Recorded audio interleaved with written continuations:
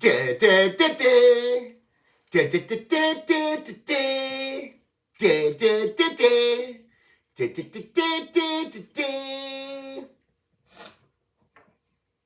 Hi, thanks for stopping by. This is Looking Out and Up with Penny and Les Sojourner. And welcome to the inaugural, well, we were discussing this when we came on. Is it inaugural? Is it the pilot? Premiere? I don't know. Anyway. Premiere sounds fancy. Yeah, this is the first of hopefully many videos. Well, they're much more in the podcast type, I guess, format that we'll be doing. And who are we? We're just a couple of old folks with no real experience of doing any of this. But we can guarantee that everything here will be AI free. This is just going to be us sharing our experiences, life, love. We may even try to share some good deals, things that we found or that we see out there in the world that are awesome buys, awesome deals, maybe things that can help you in your everyday life. So thank you for stopping by and joining us. And I guess we're starting off today. This is always a good way to start because we don't want anybody to not be offended. So our topic today is actually going to be 2 ways to keep a man happy so that he'll never want to leave. Repeat that, please. It's 2 ways to keep a man happy so that he'll never want to leave. All right. I don't know how my wife can be an expert on this. I've wanted to leave for the last 20 years. But anyway,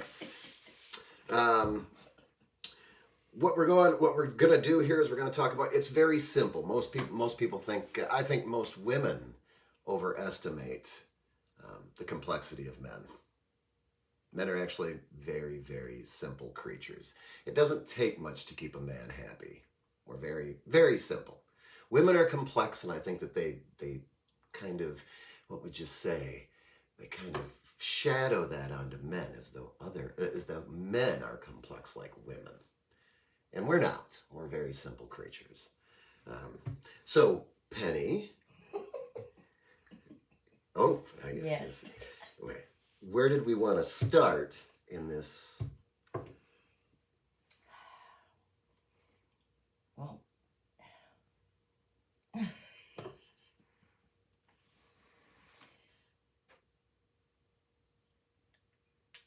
I don't know. You don't know? You don't know? How long have we been together? 30 years. 30 years? Really? Okay, 30 years we've been together. And we've seen a lot of our friends around us. Well, we're old enough now that not only did we see a lot of friends who have divorced or gone through severe marital issues, and some of them still remain together, even though I wouldn't consider what they have as an actual, well, not a marriage. They might have some sort of relationship, but they don't necessarily have a marriage. But we're also old enough now that we have seen a number of our friends' children now go through this.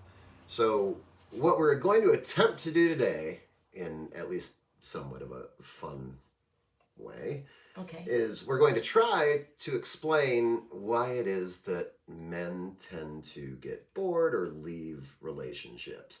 And we're going to do that with just 2 simple things. Supposedly, that's what, this is, I don't know if it's that simple or not, but we're going to start with 2. And what are those 2 things, Penny, that you think that typically are there that it's very easy to keep a man if you just what? Oh, you don't want me to say it, do you? Well, yeah. Well, you wrote it. I would assume you'd say it. Well, it's the 2 ways to keep a man happy is keep his stomach full and his ball sack empty. Whoa. You can't say that. Holy Lord. I didn't know.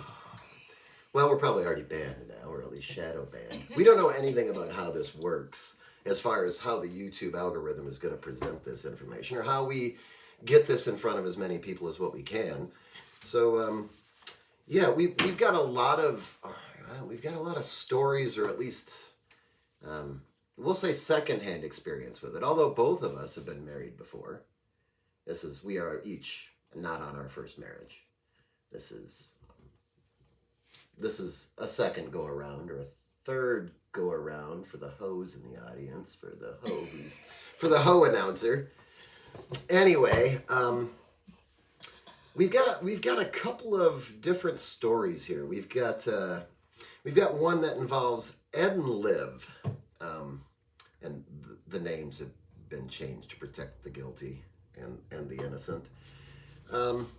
We watched a young couple that had been together for, I'm gonna say, 5 years, 6 years.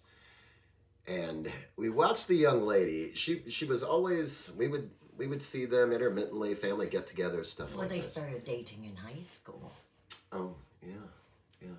So these were friends of one of our children, and yeah, they had started dating. They'd been together. It's longer than 5 or 6 years. They had probably been together 8 or 9 years, kind of on and off. They had rough spots, just like a lot of relationships do. But what we noticed was, at some point in this relationship, Liv decided that she was ready to, she would like a bigger commitment from Ed. Liv was determined that Ed should be settling down, making her his wife, and she wanted to have a baby. This was now the thing. They'd been together long enough, and she was sure that she wanted a baby. Thank goodness Thank goodness what? they didn't have babies. Oh, that they didn't have a baby. Oh, yeah. Well, so as it turns out, of course, this kind of creates friction in this relationship. And they actually part ways. And Liv, shortly thereafter, goes out and finds a man who is going to, I guess, impregnate her and give her what it is that she wants. And we actually got a chance to sit down with Ed, and we'll just say he was roughly 30 at the time. It's 30, 29, something like that. And he got to tell, he actually opened up about why that relationship was never going to work. And he was I think it was very honest of him. He cared for her. He had feelings for her. But ultimately, he was working long hours. She was not working long hours. She was working, under 40 hours a week. He was working 50 hours and 60 hours a week. And he told us that he would get home, and the first thing that he had to do was prepare dinner. He had to make a meal when he got home. Now, this is the other thing about this relationship, is that Ed at the time was driving quite a distance to and from work. He had bought a nice little house out in the country, and he was spending close to an hour on the road each way, going to work and coming home from work. So if he got out at 5:30, he was not getting home before 6:30 kind of thing. So to step in the door at 6:30, and the first thing that he had to do when he got home was prepare a meal. Liv was sitting down. She'd been home since 1 o'clock. 2 o'clock, whatever. She'd been home for hours by the time he had actually gotten home. This to him was just not going to be wife-style material.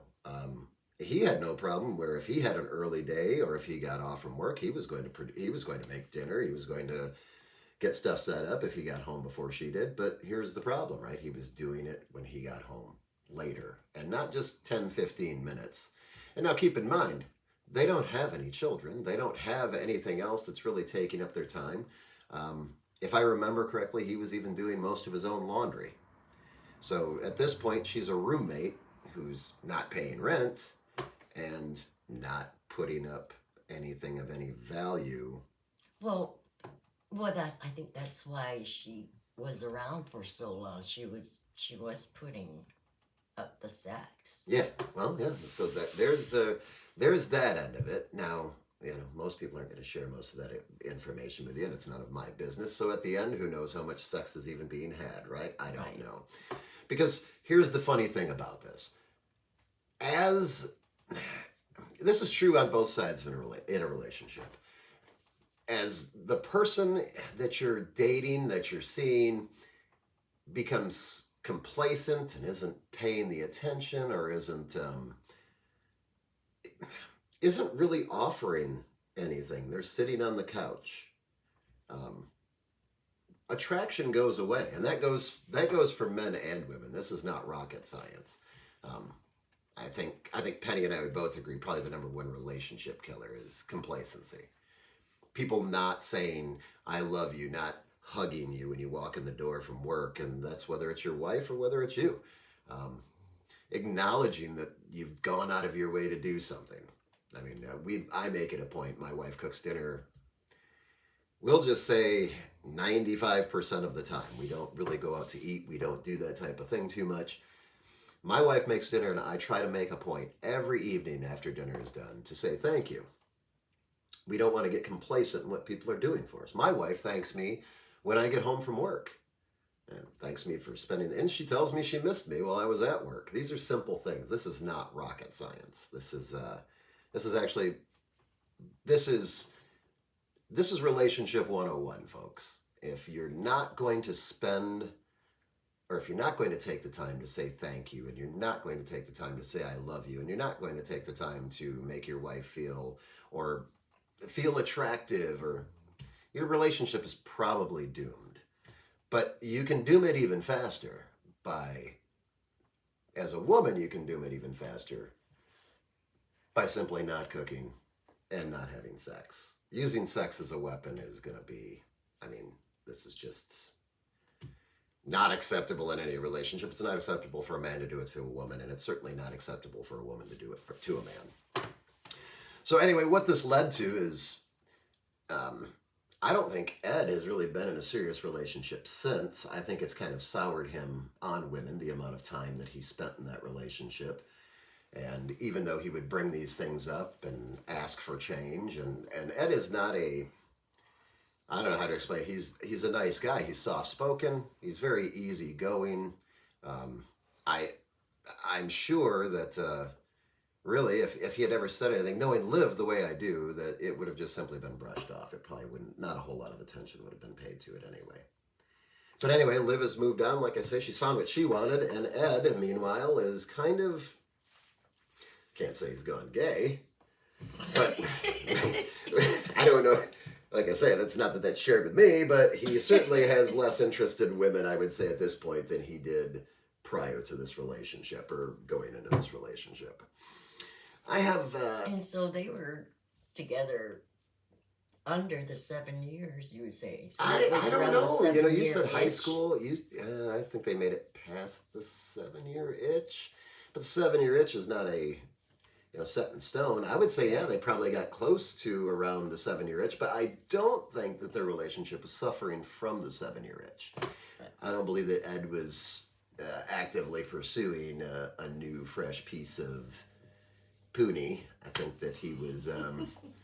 I think that he was committed to the relationship, and I don't think she was cheating on him either. So it's not that 7-year itch thing just kind of goes maybe to the wayside on this one. But I do believe that. But maybe it compelled him to be honest with himself. What was he looking for? Yeah. Well, and maybe this even gets into is the 7-year itch just simply. I mean, it's always been kind of shrugged off as though it's somebody looking for strange, right? For something new on the sexual end. But is it possible that the 7-year itch also is where people start to get quite complacent in relationships? I don't really know. I'm just putting that out there. It's a possibility maybe that people are complacent by that point in time, and nothing worse than guys out there. There's nothing worse than a woman who feels like she's being ignored. That's always going to be that's always a bad thing. So even though we're on the how to keep a guy, I'm going to help you guys out, and don't ignore your woman. I know it's easy to do because of all the time. I get that, but you gotta make sure that you're paying attention. You gotta make sure that you're responding to them. And don't get me wrong, all of us are guilty of we're involved in something and somebody's talking to us and we're kind of zoned out and we didn't pay the attention that we should have. That's not just going to be a man and husband thing. We do that with our children. We even do it with our pets. We get sidetracked and we're so caught up in something that we're not paying attention, and that's not a good way to go. And then we've got a second story here, and now this one here is a little bit maybe closer to my heart, only because this was a good friend, almost my best friend coming up through high school. And we'll just say it was Bill and Pat is the names we're going to use here for this couple. And I don't know. I don't know when the marriage actually got bad. I'm not sure if the marriage was ever actually good. And I knew both of these people quite well, so this was not. I knew them both in high school. I can't. I guess they were high school sweethearts, kind of. But um, so this one was really hard for me to go through or to experience or watch it kind of come apart. There was a lot going on in this one, but eventually this just fell apart because, first of all, Bill's wife Pat was never a cook. She didn't really prepare meals.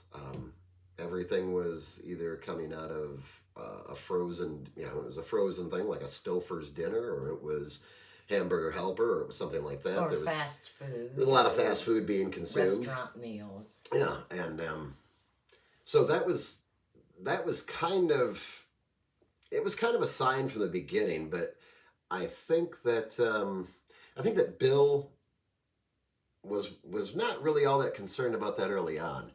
But as this relationship went on, and I think they wound up being married for 15 years. It might not be that long, but as the relationship went on, Bill started to swing by my house to hang out and have a cigarette because his wife didn't know he smoked anymore. He was supposed to have quit smoking, so he would come over here. And I would say anybody who's driving like 12 miles to go have a cigarette and avoid their wife yelling at them about having a cigarette or complaining about the cigarette is probably not really much of a smoker. You're not going to drive 12 miles every time you want to go have a cigarette. So I would say he was a smoker in the sense that a lot of people have a drink on the weekend.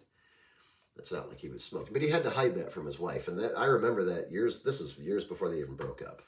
And I just always thought that was very strange.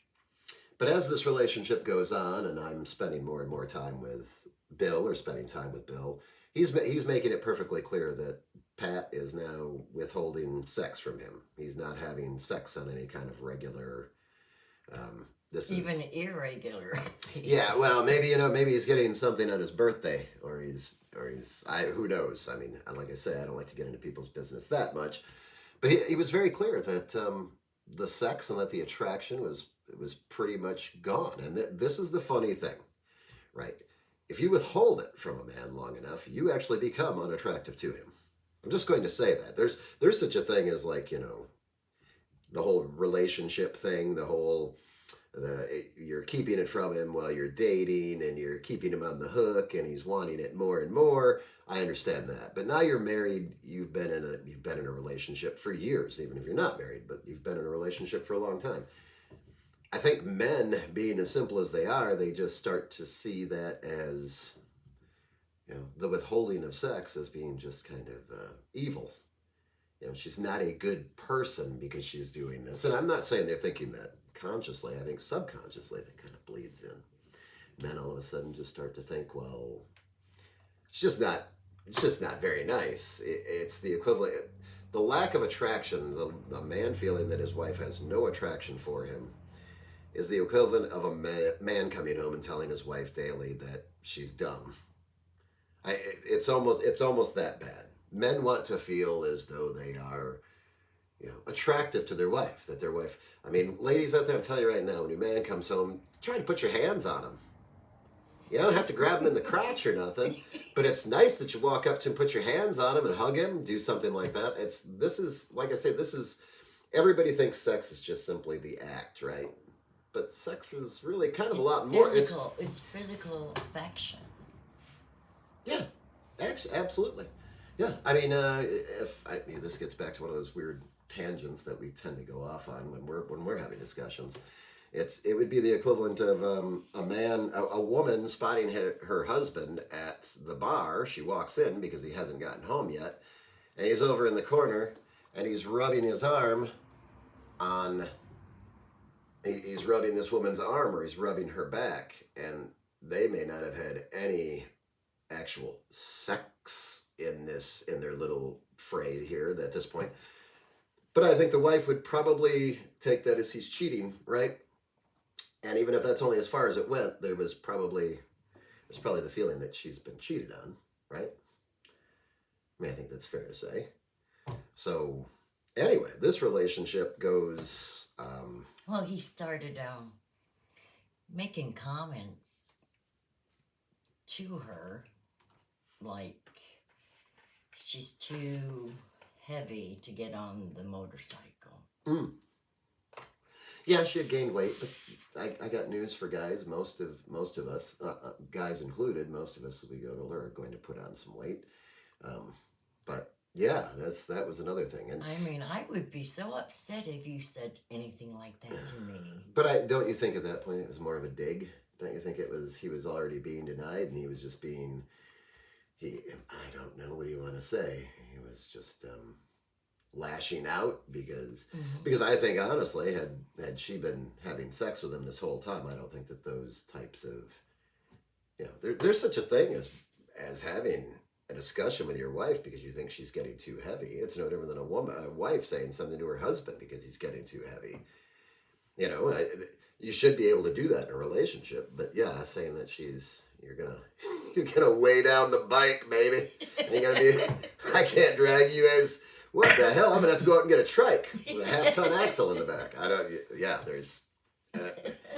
That's probably not the right way to breach that there and to come to that subject, but. So yeah, they broke up. Yeah, and she's now on her second marriage since then, right? No, third. This is her. Oh, since second. Her third overall marriage, her third total marriage. Mm-hmm. But she's not really found what she was after. Hopefully, this one here is good, and she's going to be happy and ride off into the sunset. I hope so, because we're not exactly young anymore. So I hope that this is the final, or she stays happily married, and well, what can we say about Bill? Bill became a swinger.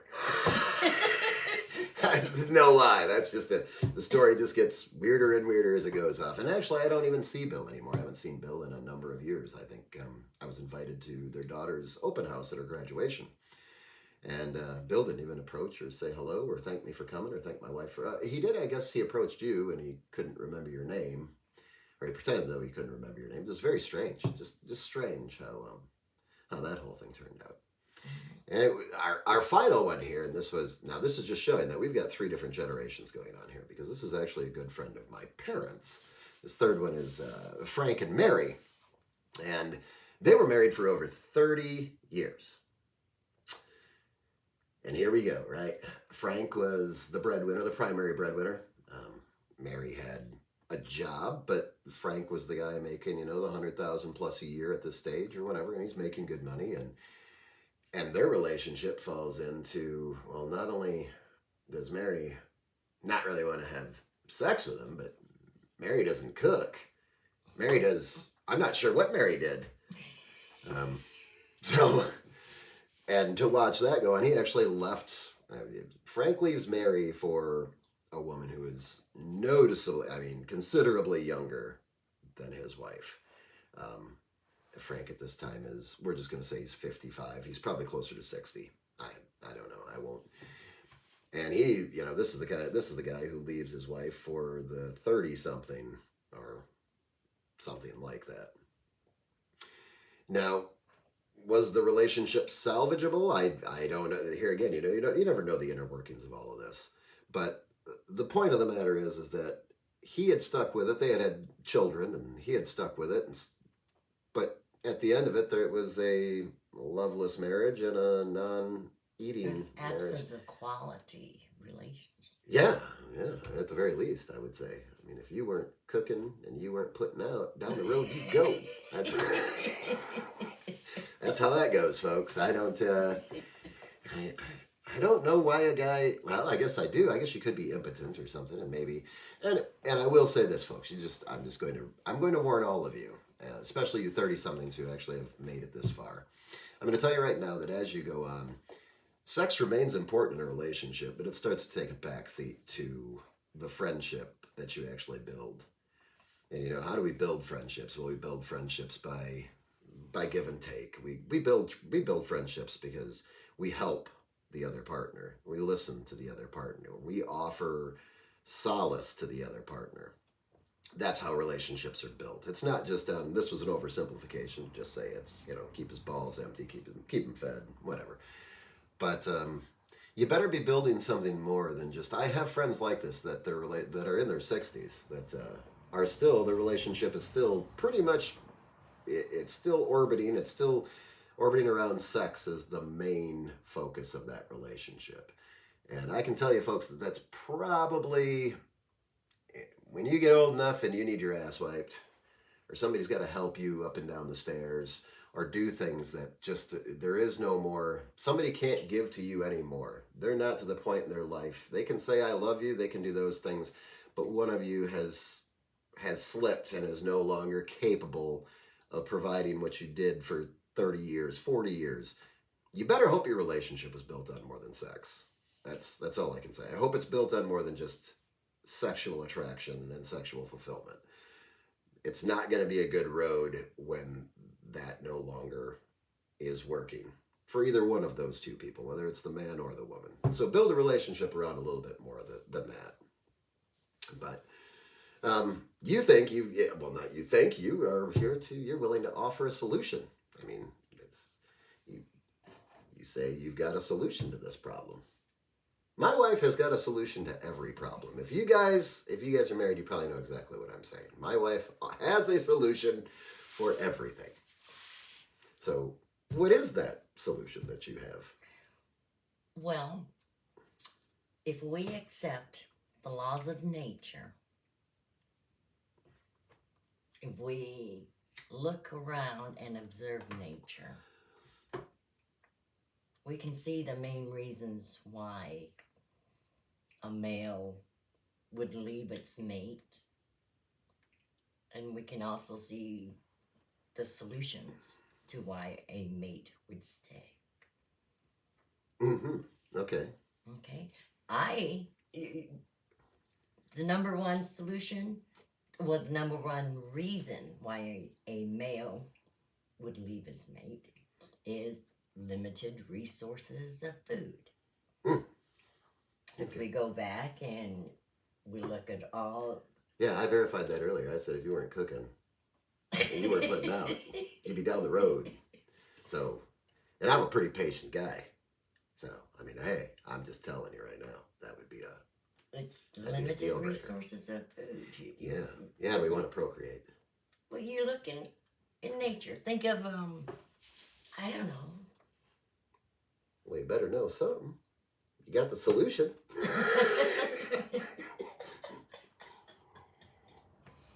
Well, for example, a lion would leave the female of his... The pride. The pride. Yeah.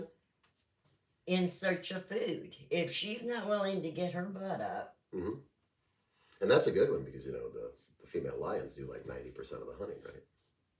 What? Really? Yeah, they got to go kill the stuff. Yeah, he just comes in and... He just comes really? in. Yeah, he comes in and he just, they do the killing. He comes in and eats and then bangs each one of them and then they all go to sleep. Yeah. So, if you look at nature, the reason number one, a male would leave... is because he's not being fed. That's right. Okay. So do you think food is more important? This is probably on an individual basis, but do you think food is more important to a man or sex is more important to a man? I have an answer for this.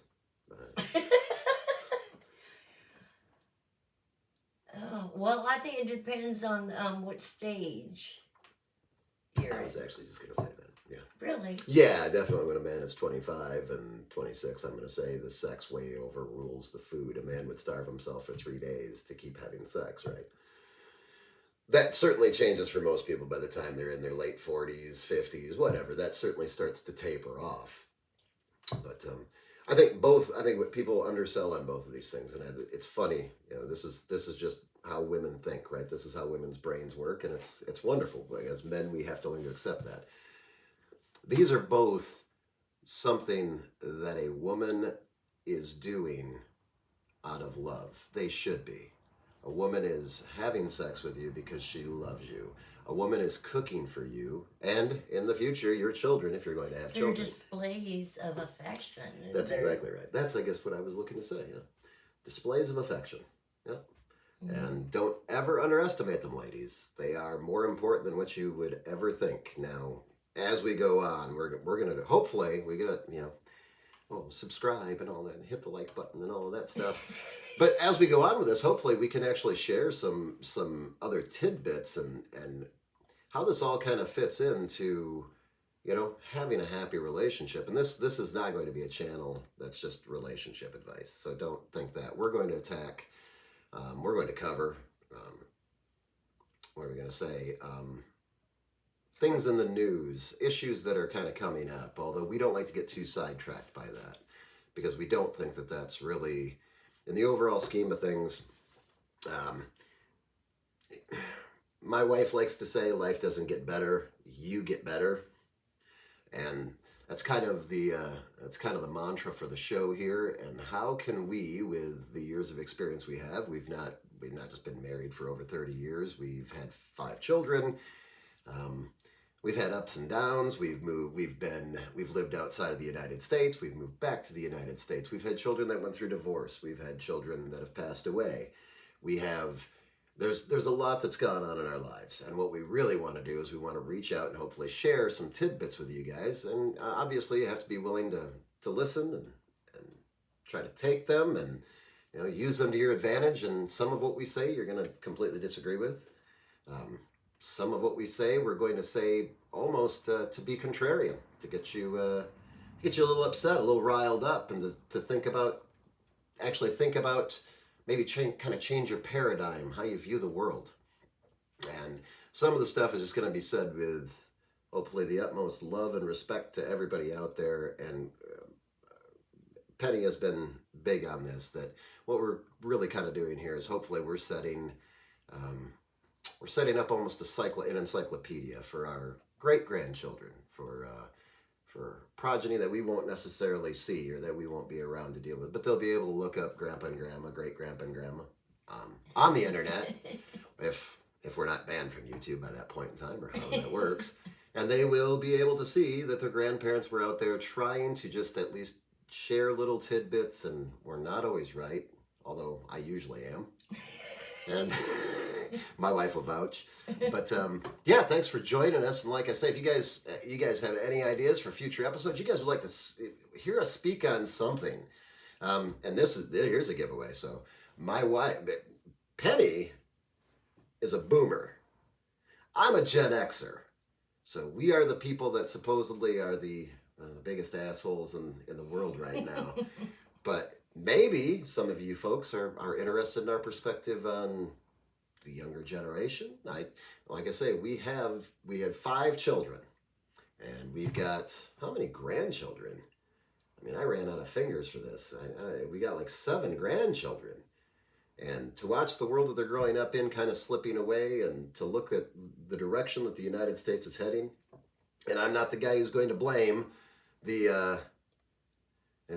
this generation, whatever we're on now. Who are these? The millennials and all this. I really don't care what generation you're from, because my generation has screwed it up. The generation before me screwed it up. But here's the thing, guys. It's easy to point the finger and say, hey, you guys didn't fix it when you had the opportunity. It's not as easy as what you think. And you guys are going to be finding that out. Now it's up to you as well as us to try to fix things, to try to improve things. And hopefully this little show that we're doing here can do some of that. Hopefully that's what we can get accomplished. Helping younger folks, and well, even folks our age, if they had. So to end this show and answer the question of how to keep a man happy in 2 ways, do you agree or disagree, dear? Those are probably 2 cornerstones. Yeah, to keep his belly full and his ball sack empty. Those are probably the two cornerstones to, yeah. We're very simple. And like I said that earlier, I didn't really hit on that too much, but men are not complex creatures. We want to be acknowledged as well. If you want to throw a third one in there, acknowledge your man. And men out there, guys out there, or whoever, acknowledge your partner as well. Acknowledge them on a daily basis. Don't get complacent. Tell them you love them this afternoon or tonight before you go to bed. I guess that's it. We'll talk to you soon.